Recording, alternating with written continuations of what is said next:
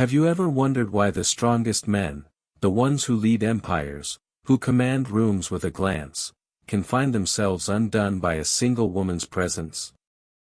Most believe that power answers only to greater power, that the unshakable can only be moved by force. Yet the deeper truth is far more subtle. What melts the fortress of a man's heart is not confrontation but the quiet echo of the forbidden feminine. Carl Jung believed that every man carries an inner anima, a hidden feminine image, and that when he meets a woman who embodies its symbols, his defenses collapse in recognition. Tonight, we step into that archetypal realm, where 5 unspoken signals bypass reason and awaken his most primal devotion within 24 hours. Picture the first signal as a kind of luminous shadow, an energy that lingers before words, felt rather than seen. She enters a room not to conquer it, but to inhabit it. Her movements are unhurried, her silence is charged. A man feels her before he registers her face. Something ancient stirs in him, an unnamed memory of the eternal feminine, a presence that whispers of mystery and danger, of pleasure and transcendence. He cannot explain the pull, and that is precisely why it is irresistible. This is not performance. It is the lover archetype breathing through her veins, a radiance that carries both invitation and restraint. She smiles without urgency, meeting his gaze with the quiet knowing of one who belongs first to herself. He senses that her warmth is not a prize to be claimed but a world to be entered only by those who dare to match her depth. His strength, so certain a moment ago, begins to soften into awe. Yet the lover is only the beginning. Beneath her serenity walks the huntress, invisible but undeniable. He glimpses it in the independence of her posture, the way she moves as though the night itself has chosen her path. She needs nothing, and that needlessness ignites him. For a man accustomed to being the center of gravity, her freedom is both disorienting and magnetic. He feels the paradox, she welcomes connection, yet her spirit will never be captured. To win her attention is to be invited into a wild terrain where control has no meaning. And deeper still, the queen rises, silent authority woven into every breath. She does not command respect, she embodies it. When she speaks, the atmosphere rearranges. When she is silent, the silence carries weight. He stands before her and senses a truth that shakes the foundations of ego. Devotion here is not a gift he can give lightly. It is a vow, a transformation, a surrender of the small self to something vast. These signals are not tricks of flotation. They are the natural language of a woman who has faced her own shadow and claimed her inner throne. Jung taught that the unconscious responds to symbols far more than to logic. Each archetypal gesture, a pause, a glance, a perfectly timed word, becomes a symbol, awakening the parts of him that crave integration. What he calls attraction is the psyche's recognition of a missing piece. And so, without a single overt invitation, the fortress begins to crumble. His mind races to define it, to name the phenomenon, but the experience defies names. He finds himself thinking of her when the world grows quiet, replaying the smallest details, the cadence of her voice, the gravity of her silence, the way she seemed to inhabit both shadow and light. Strength yields to fascination. The second movement begins in the quiet space between his heartbeat and his breath, where reason falters and instinct begins to speak. The man who believed himself immune to enchantment now finds his thoughts orbiting the woman whose presence bends the air around her. It is not beauty alone, he has seen beauty before. It is something older, something that touches the archetypal memory buried in the collective unconscious. Jung described this as the anima rising, the inner feminine stirring in a man's depths when he encounters a living embodiment of his hidden self. Her energy arrives in layers, like music that reveals a new instrument with every measure. The lover glows first, a soft radiance that is not about seduction but about life itself. She moves with a subtle rhythm, a quiet celebration of existence that calls him to feel more alive in his own skin. She does not seek his gaze, her very being makes his gaze inevitable. When she speaks, the timbre of her voice lingers, a vibration that seems to resonate in his chest long after the words have faded. Then the huntress emerges, not in open defiance but in the calm independence of her stance. She carries the scent of untamed forests, the suggestion of paths no one else has walked. He notices how her attention flows outward, not to win approval but to honor her own direction. She does not wait to be chosen, she has already chosen herself. To a man accustomed to being the axis around which others revolve, her autonomy is both unsettling and magnetic. He feels the challenge rise within him, a desire to be worthy of her wild companionship rather than her possession. The queen follows, cloaked in quiet authority. She needs no crown to confirm her reign, the dignity in her silence is enough. When she finally speaks, the room seems to inhale. Her words fall like stones into a still pond, sending ripples through everything he thought he knew. In her presence he feels both small and expanded, humbled by a sovereignty that does not diminish him but calls him to his own greatness. Commitment in this context is not a negotiation, it is a recognition of something sacred. These three forces do not compete, they weave together into a single, unbroken current that bypasses the surface mind. He cannot parse them into categories. He only knows that she carries a mystery that makes the rest of the world feel suddenly thin. Jung taught that symbols carry the energy of the unconscious, and she has become a living symbol, of life, of freedom, of quiet power. Each gesture, each pause, each deliberate breath becomes an unspoken signal that reaches the deepest layers of his psyche. And still, she reveals nothing quickly. Her timing is intuitive, guided by an inner compass that refuses to be rushed. He senses the restraint and feels its paradoxical invitation. The more she holds her own rhythm, the more he wants to step into it. He begins to imagine her laughter in the still hours, to recall the exact hue of her eyes when he is alone. Her presence becomes a low music that threads through his day, turning mundane moments into echoes of something eternal. What once felt like strength in him, a fortress of certainty, now feels like a wall ready to be opened. He does not think of conquest, he thinks of communion. The signals she sends are not declarations but archetypal reminders, awakening the feminine within him and calling it forward. He senses it. The third movement arrives like a slow tide at midnight, silent, certain, irresistible. What began as a flicker of fascination has become an undercurrent he cannot ignore. In the hush of his own thoughts he feels her presence, not as memory but as something living and magnetic. Jung wrote that when an archetype is activated, it moves through the psyche like a dream spilling into daylight.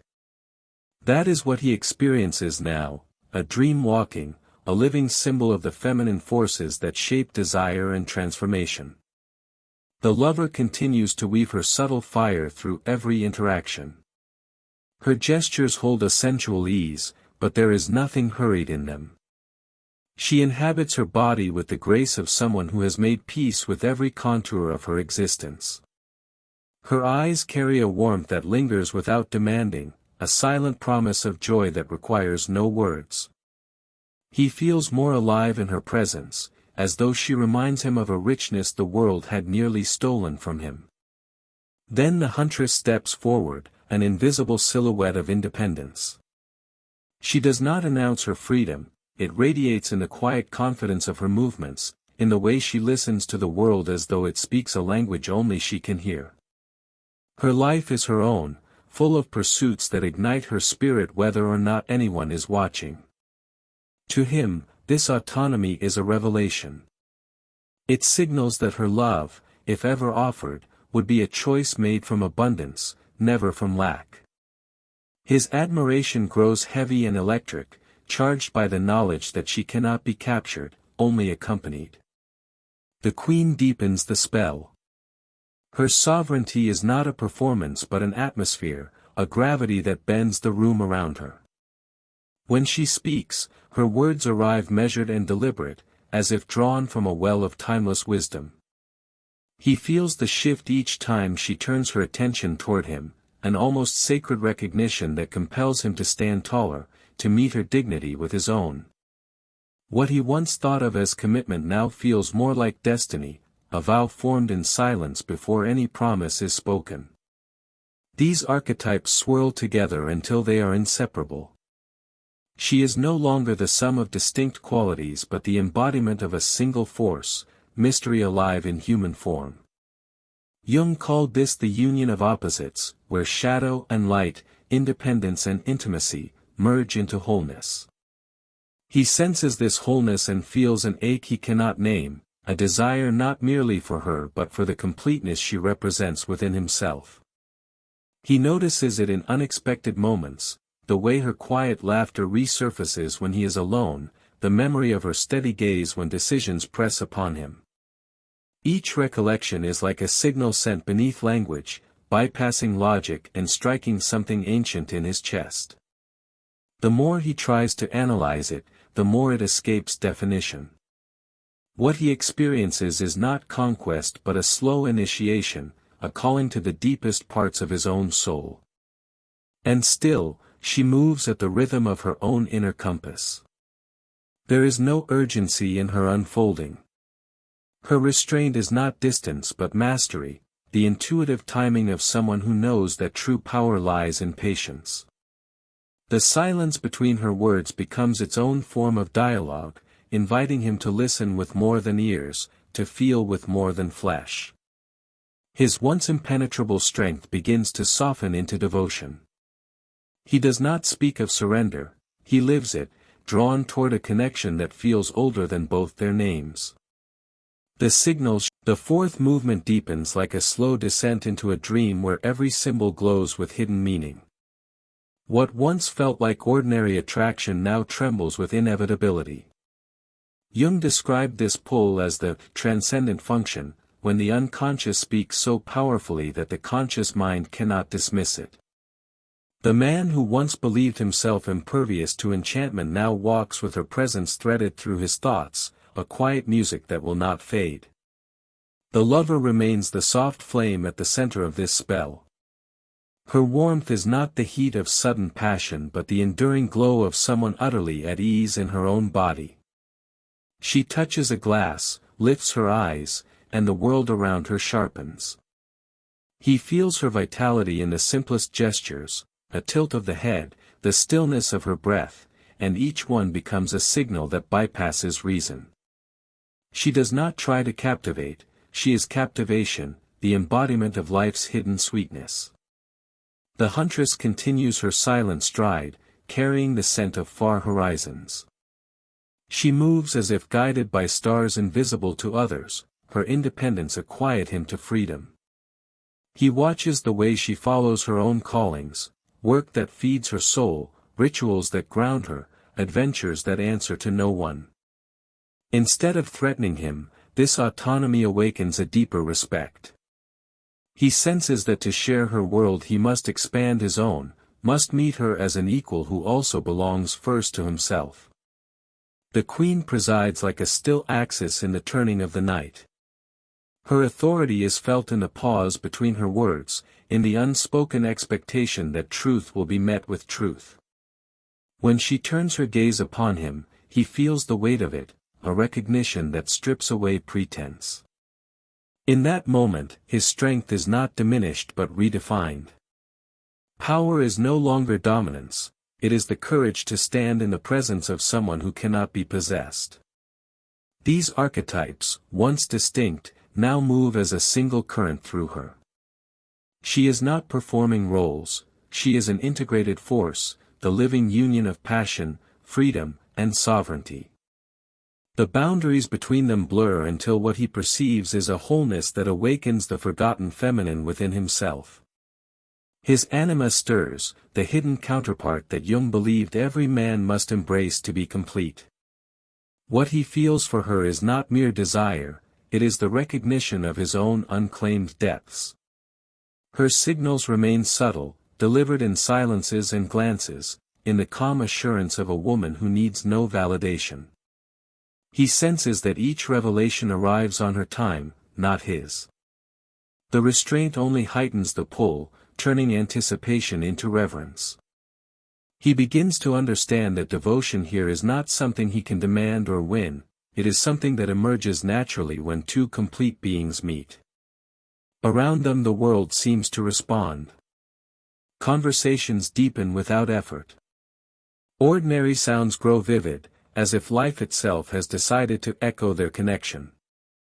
He finds that his usual defenses, sarcasm, distraction, logic, fall away in her presence.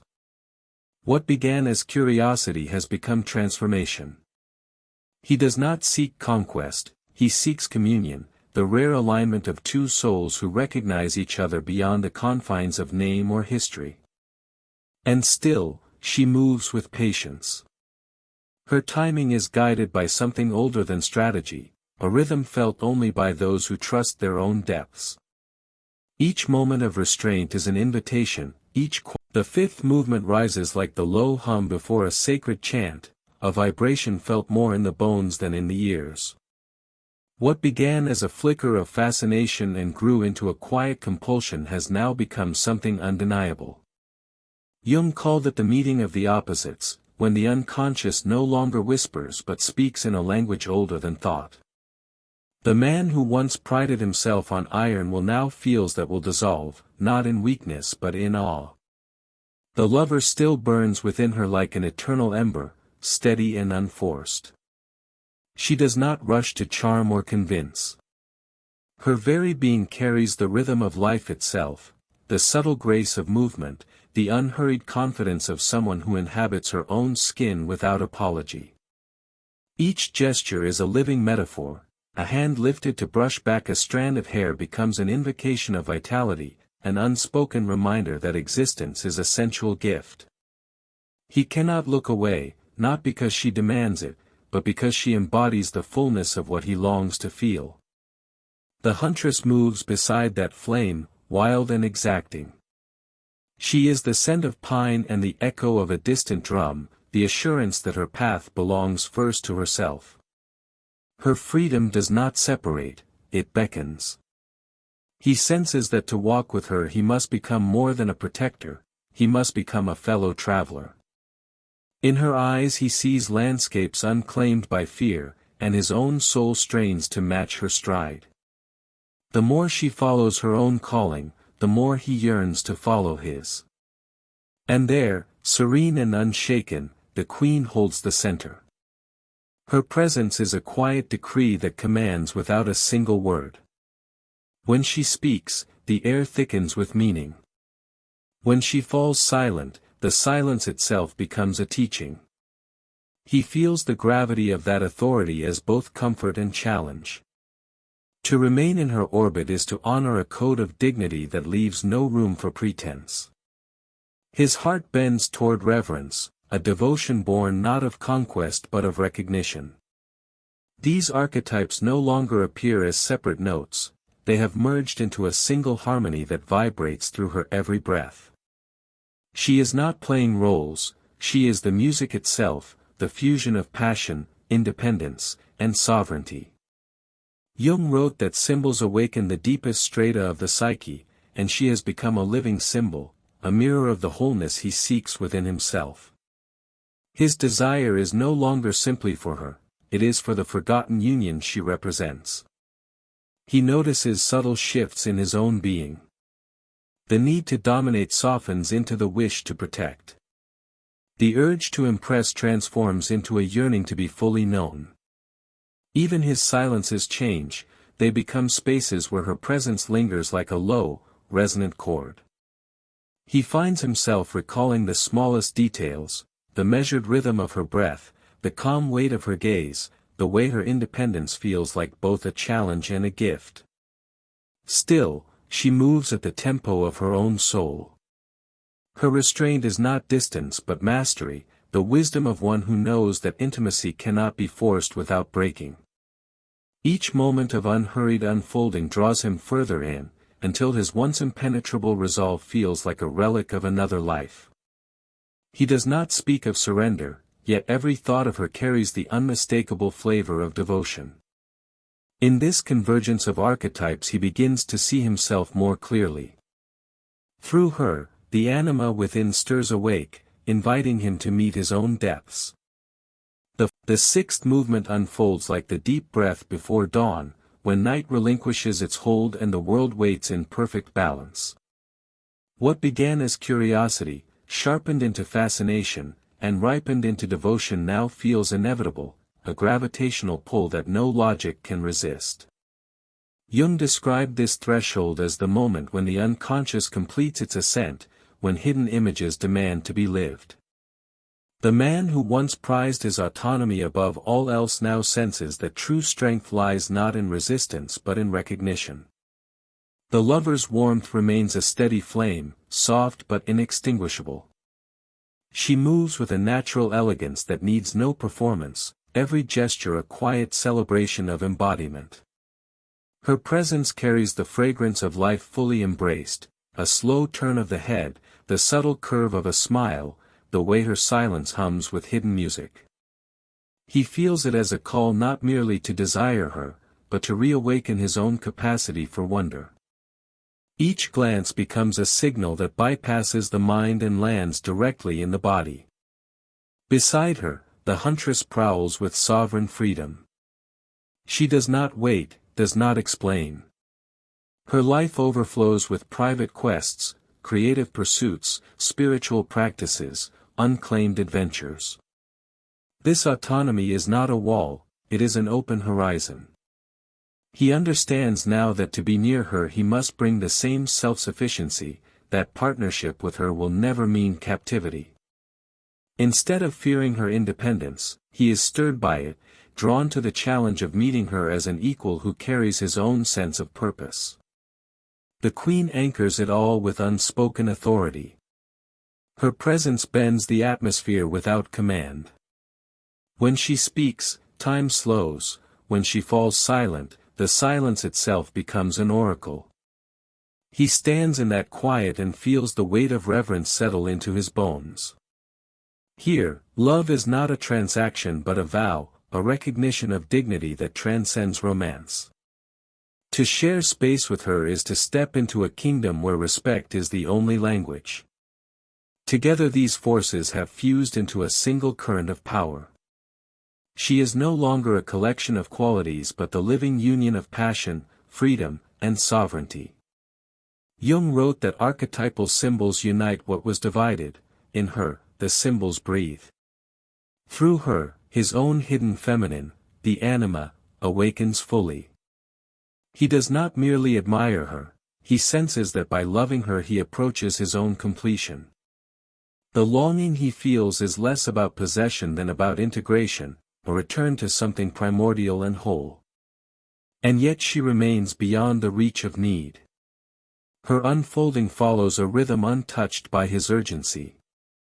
Each pause, each withheld word, deepens the field of mystery. He recognizes that devotion cannot be coerced or claimed, it must rise like a tide in response to her unwavering self-possession. The restraint that once teased now feels sacred, the natural pacing of a soul that will not be rushed. Around them, the world seems to adjust to this quiet inevitability. Conversations deepen without effort, silence becomes companionship, even ordinary sounds take on the resonance of ritual. His mind no longer struggles for definition. What began as fascination has become a kind of surrender, not of will, but of false defenses. He is not conquered, he is awakened. She offers no promises, no strategies, only the steady glow of a woman who has mastered her own depths. In that glow, his certainty dissolves in. The seventh movement unfurls like a hush before the first birdsong, a space where everything feels suspended between dream and awakening. What began as fleeting intrigue has matured into something elemental. The man who once believed himself unshakable now stands inside a force he cannot name, a current older than desire. Jung wrote that when an archetype fully reveals itself, it does not merely influence the psyche, it transforms it. That transformation is happening now, drawn forth by the woman who embodies the forbidden signals that speak directly to his depths. The lover's radiance is now an atmosphere rather than a gesture.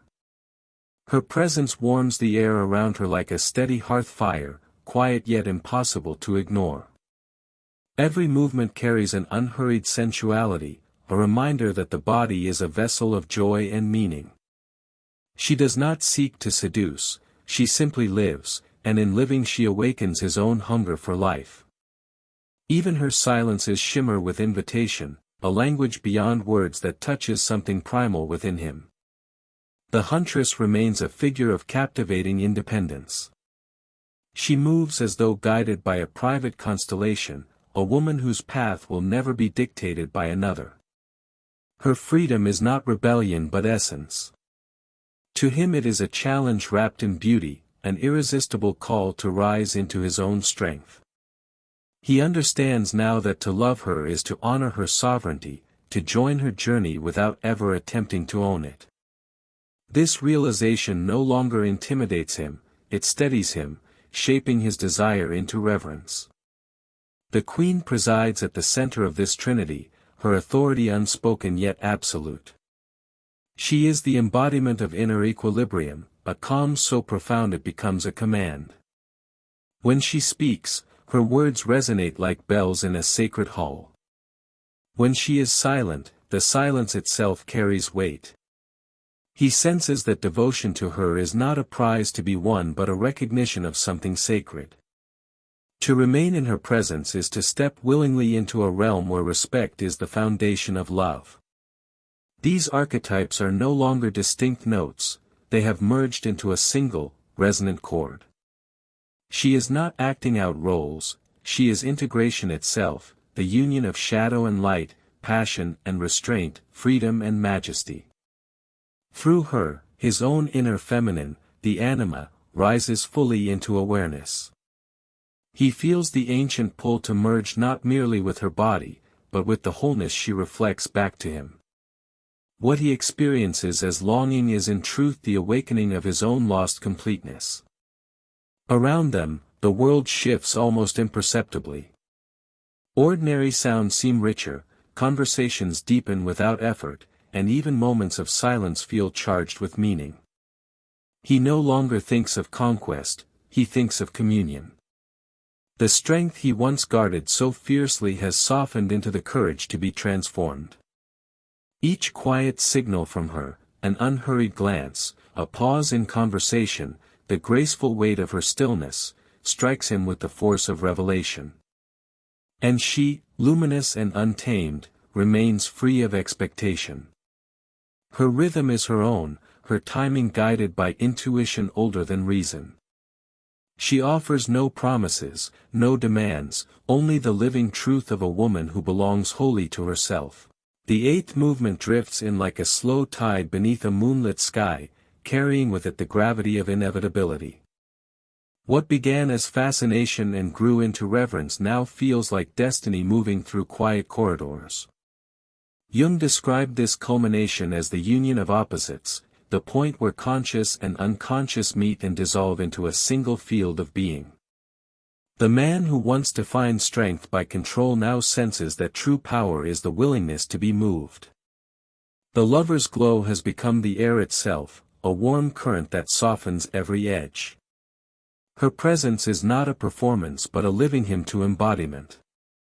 Each gesture, pouring tea, brushing a lock of hair, holding a pause, feels like a ritual that sanctifies the ordinary. He no longer thinks of her beauty as something external, he experiences it as an atmosphere that awakens his own capacity for wonder. In her, he feels life itself calling him to a fuller existence. The huntress remains the steady beat of independence within this soft light. She moves with a quiet confidence that belongs only to those who follow an inner compass. Her pursuits are her own, the solitary walk at dawn, the work that feeds her spirit, the friendships that keep her grounded. To him, this freedom is now a promise rather than a challenge. It tells him that love with her will always be a meeting of equals, a union where choice remains sacred. His desire to walk beside her grows not from a wish to capture, but from a longing to share the path. The queen stands as the immovable center. Her sovereignty is an unspoken decree, a gravity that reshapes the atmosphere. When she speaks, even the smallest words carry the weight of timeless authority. When she is silent, the silence itself instructs. He understands now that devotion to her is not an act of surrender to another person, but a surrender to the truth she embodies. To love her is to honor dignity itself. Together these archetypes are no longer strands of a tapestry, they are the tapestry. She has become the integrated whole, a living union of passion, freedom, and majesty. Jung taught that such integration awakens the hidden feminine within a man, and he feels it now as a quiet revelation. Through her he meets the anima he has long sought, the part of himself that completes the circle of his own being. The pull toward her is no longer desire as he once knew it, it is recognition, a homecoming to his own soul. Around them the world seems to adjust to this truth. Conversations with others deepen, coincidences align, even the night air feels charged with meaning. He senses that the ground beneath them is no longer merely physical, it is archetypal, timeless. Every glance from her is a signal, every silence a summons. He does not imagine a future of possession, he imagines a future of mutual becoming, where both remain whole even as they draw closer. And she, luminous and unclaimed, continues to move with unhurried grace. She offers no guarantees, no pleas for permanence.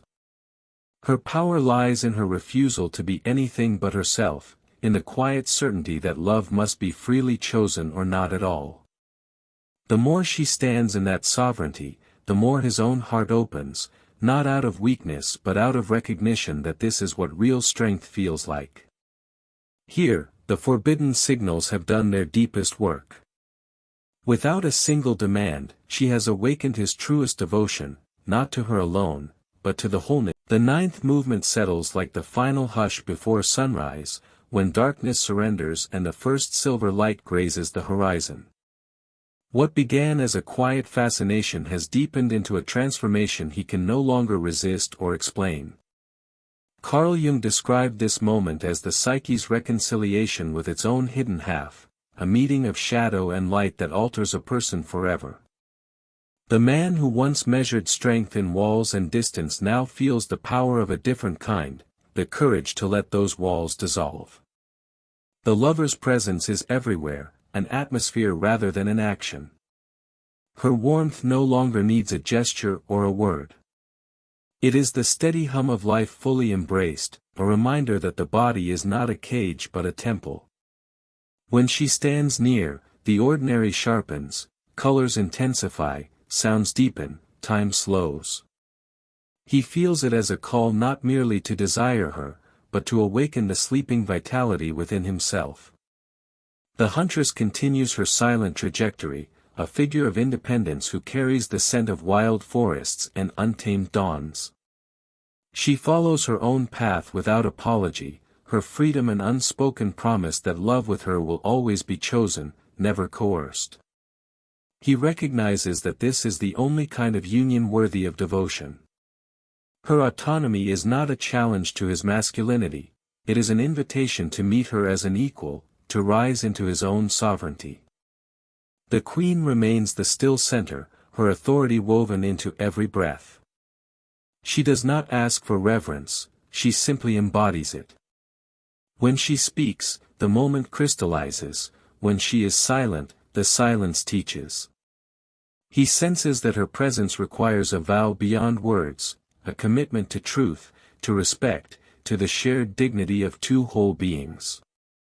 In her company, love feels less like a romance and more like a sacred rite. These archetypes have fused into a seamless whole, a living symbol of integration.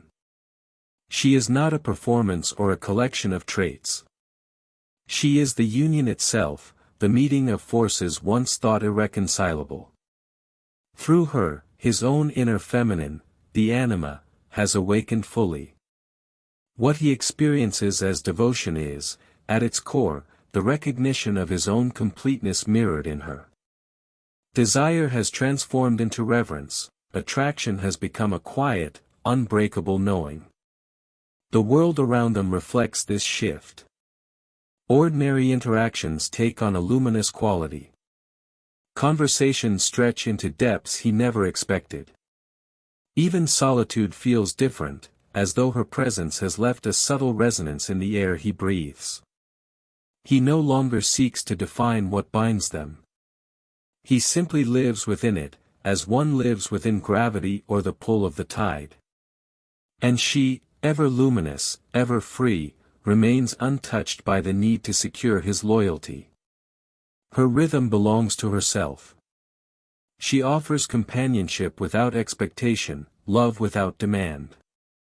This is the final and most potent signal, the calm certainty of a woman who knows that devotion cannot be chased or controlled. It must be chosen. His old idea of strength, domination, control, invulnerability, has dissolved.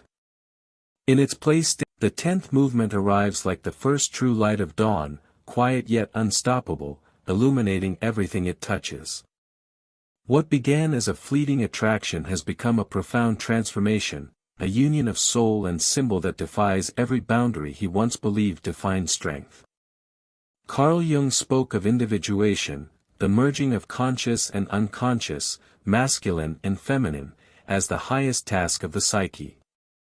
In your presence, that task is fulfilled. He stands before you not as conqueror or savior, but as a man who has finally met himself. The lover's warmth now feels eternal, a gentle fire that neither demands nor fades. Her vitality is no longer an invitation to desire alone, it is the living proof that life itself is a gift. The huntress remains unbound, her freedom the purest promise of all, that love is a choice renewed each day, never a chain. And the queen holds the center with serene majesty, her silent authority guiding the space around her into a sacred equilibrium. These archetypes are no longer three distinct notes. They have become one resonant chord, the sound of integration itself. He understands now that his devotion was never simply toward you. It was toward the part of himself that you illuminated, the forgotten anima that longed for recognition. Through you he encountered the wholeness that had always been his to claim. What he once called weakness, this yielding of defenses, reveals itself as the deepest form of strength. In the quiet gravity of your presence, he is not diminished, he is completed. And you stand in this dawn untouched by the need for his recognition. Your worth has never hinged on his choice, and it never will. You reveal only what your soul deems ready, you guard what must remain your own, and you move forward with the calm certainty of a woman who belongs entirely to herself. His commitment, though powerful, is no longer the goal. The true victory is the unshakable freedom you embody. Around you, life rearranges itself to mirror this truth. Conversations deepen effortlessly. Opportunities appear as though drawn by the magnetic field of your authenticity. People lower their masks without knowing why, sensing that they are in the presence of someone who has nothing to hide. Love may bloom, or it may pass like a season, but neither outcome alters the radiance you now carry. The forbidden signals have done their work, not as tactics, but as reflections of the eternal feminine that resides in every soul. Without a single demand you have awakened devotion, not only in him but in the world around you. You are no longer simply a woman in his story. You are the embodiment of your own, a living testament that intimacy and freedom can coexist. This is the final revelation, the power was never in making him weak, but in standing so fully in your own strength that he discovered the courage to be vulnerable. It is a transformation that outlives romance and survives even silence. The woman who knows her worth doesn't chase, she chooses.